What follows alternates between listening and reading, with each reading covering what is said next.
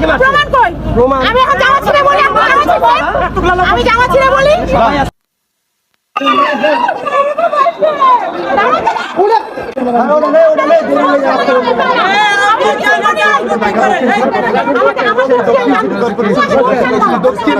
corporation রাজা গতকালকে থেকেই এই অভিযান করছেন এবং এলাকাবাসী তারা কিন্তু বাধা